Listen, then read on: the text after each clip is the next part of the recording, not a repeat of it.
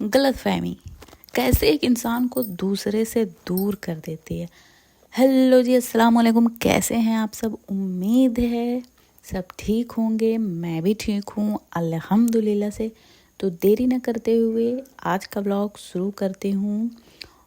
और आज मैंने बनाया था मूंग दाल की खिचड़ी और आलू की चटनी। रात में बनेगा भिंडी की भाजी और रोटी। तो आज इस टॉपिक पर आती हूँ कि कैसे एक गलतफहमी एक खूनी रिश्तों पर भारी पड़ जाती है। तो कभी भी किसी और के बात में आकर अपने रिश्ते खराब ना करें जब तक आप उस बात की सच्चाई जान न लें। होता है कई बार हमें कोई कुछ बोल देता है कि जानते हो जो हमारे भाई है, उन्होंने तुम्हारे बारे में ऐसा कहा, वैसा कहा, ये कहा, वो कहा, और मुझे मना भी किया कि मत बताना।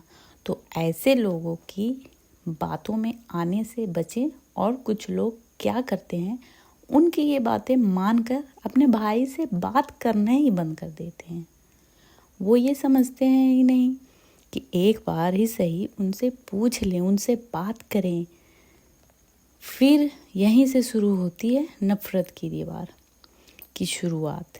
और इस नफ़रत की शुरुआत इतनी बढ़ जाती है कि ना चाह कर भी ये दीवार कभी नहीं टूटती है ना। ये सिर्फ भाइयों में ही नहीं, दोस्तों में, बहन भाई में, माँ बेटा में, बाप बेटा में, और यहाँ तक कि ननद भाभियों में, सास बहू, सब जगह ये चीज़ें होती हैं।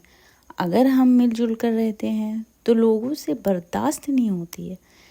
एक बार की बात बताती हूँ, मैं खुद की ही बात करती हूँ। मैं उस टाइम 10th में थी।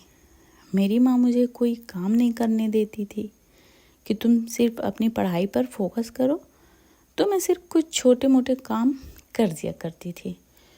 तो मेरे पड़ोस में जलने वाले लोगों को ये अच्छा नहीं लगता था कि अपनी बेटी को इतना फ्री छोड़ रही है।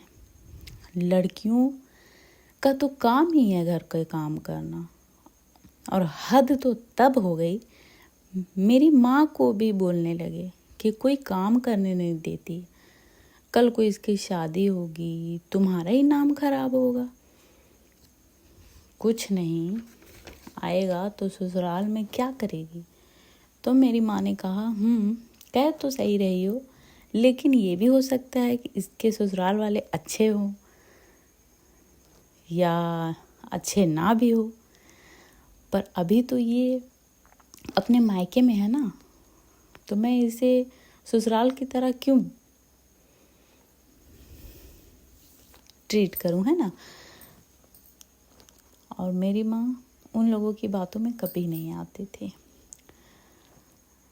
और मैं चाहकर भी मुझे कुछ भी करने नहीं देती थी। पर मैं फिर देख देख कर ही मैं खुद से मैं सब कुछ सीख गई।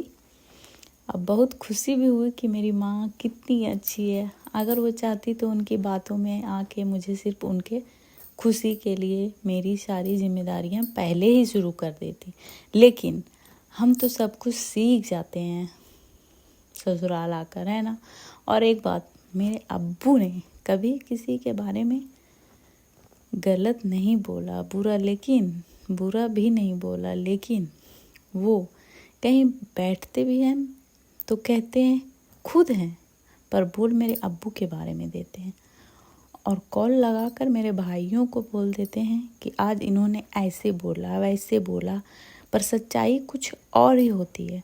वो चाहते ही नहीं कि आप एक रहो। वो तो शुक्र अल्हम्दुलिल्लाह मेरे भाई सबसे पहले मेरे अब्बू से पूछे।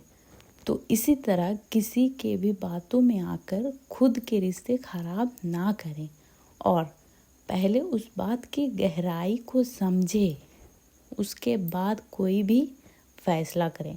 और जानते हैं आजकल तो कई साल से भाई बहन से नहीं मिल रहा, ना बात की। और बहुत सारे रिश्ते हैं जो एक गलतफहमी की वजह से, कई सारे रिश्ते हैं, यहाँ तक कि एक ही नहीं, आज भी एक दूसरे को देखना नहीं चाहते। तो आगे बढ़ो और अपने रिश्तों को बचा लो। 4 दिन की ज़िंदगी है और यहाँ ईगो ख़त्म ही नहीं होते हैं। ना मिलते हैं ना बात करते हैं। तो आज का ब्लॉग यहीं तक था और उम्मीद है कि आपको ये ब्लॉग पसंद आया होगा। तो लाइक करें, शेयर करें, सब्सक्राइब करें। अपने रिश्तों को किसी का मोहताज ना होने दें। दुआ में याद रखें। अल्लाह हाफिज़, सबा खैर।